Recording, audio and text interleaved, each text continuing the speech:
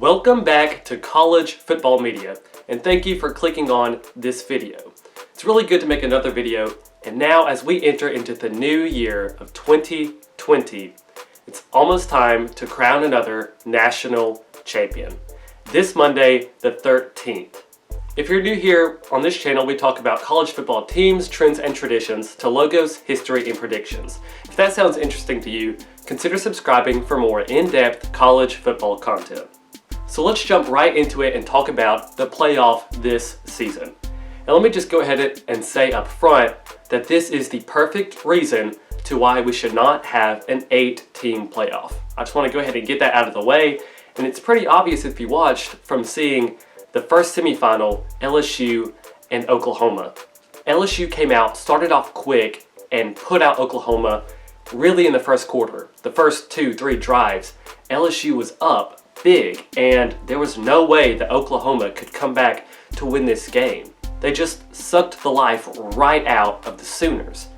With all due respect to Oklahoma, Lincoln Riley, Jalen Hurts, CeeDee Lamb, there was not much that they could do. Jalen Hurts has had a remarkable career that ESPN will make 30 for 30s on. And I personally have a lot of respect, as most people do, for Jalen Hurts and his unprecedented career. But Joe Burrow, he's had a pretty interesting career too, along with head coach Ed Orgeron. In LSU, they came out with an attitude, came out to play, and did not take their foot off the gas at all. We know what the LSU offense has, but their defense is peaking at the right time. And they know that they have another game, one more ahead of them, and that's why they didn't take their foot off the pedal, which I can respect. But the gap between Oklahoma and the rest of the field really showed in that semifinal.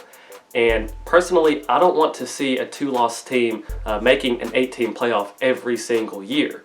The gap between the top 3 and the 4th has been pretty evident the past couple years. So with that being said, the Bayou Bengals went back to Atlanta and slaughtered Oklahoma just behind the woodshed.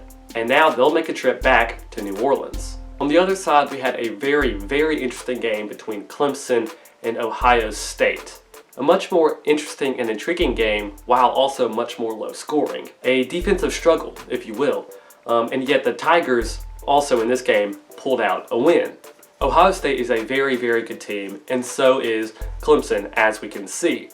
And the Buckeyes under head coach Ryan Day and transfer Justin Fields really have a lot going for them. Ryan Day was left with what head coach Urban Meyer had laid out, and was really able to capitalize on that and bring new energy into that program. And it shows as they make their first playoff appearance under their coach Ryan Day. Dabo Swinney, on the other hand, has been here before. He knows what to do, and all the credit in the world to Dabo and Brent Venables, their defensive coordinator, after having so many players leave from last year. They retooled, regrouped, and reloaded, and it showed in their defensive performance. On the other side of the ball, Trevor Lawrence, Travis Etienne, and the Clemson offense started off slow, but they picked up speed and got better as the game went on.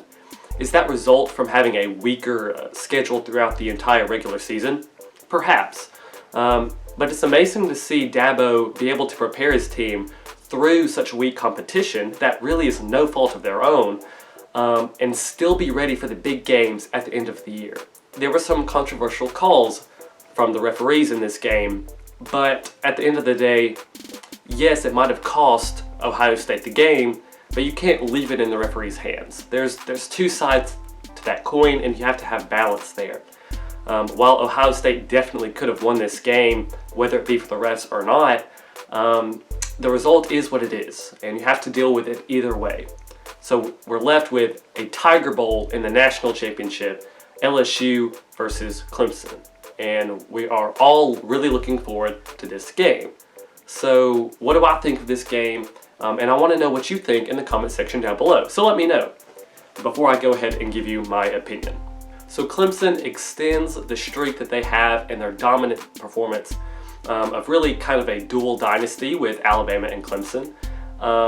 And so we see yet again one of those two teams in the national championship. LSU, on the other hand, is the newcomer. but that has not affected them or their attitude all season long. They beat Alabama, Auburn, Georgia, Florida, and Oklahoma.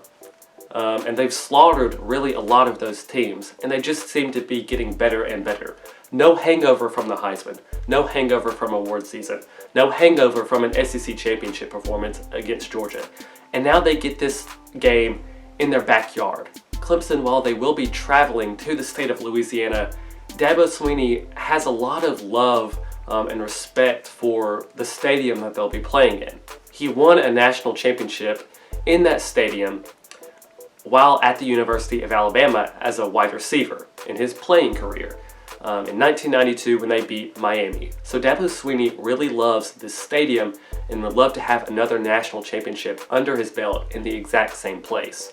And they're going for back-to-back, mind you. That is only been done very, very rarely, the last time by, nonetheless, Alabama in 2011 and 2012. One of which Alabama won in that same New Orleans stadium against LSU. So factors looking into this game, these teams should match up pretty well. Two really good defenses and two really good offenses. But how it lines up, if LSU comes out firing on all cylinders in this game, which most likely they will, and if Clemson gets off to a slow start, then I would assume that LSU would come out and win this game. They would get the momentum, and I don't really see a comeback. So Clemson has to play a slow game. They need to shut down LSU's offense and hold them to 14 points or less in the first half.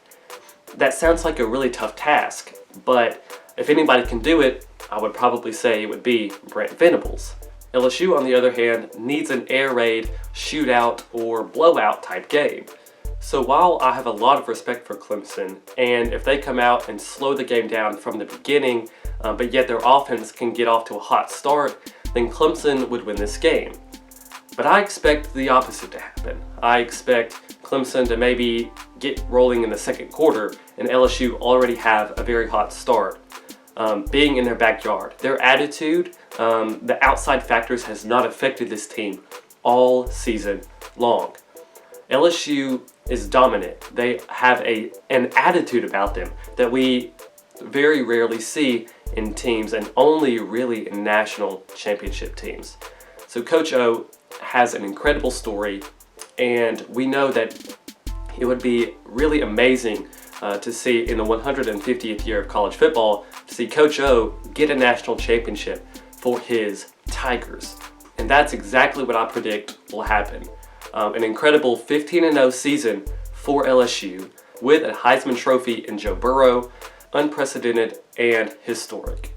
A fun fact before I wrap up this video, a number 1 nor a number 3 seed has ever won the college football playoff national championship through the first 6 years. But one of those will be broken in this championship game. So thank you so much for watching this video. If you would like to see more, consider subscribing for some more in-depth college football content. Check me out on social media, and until next time, be goody now.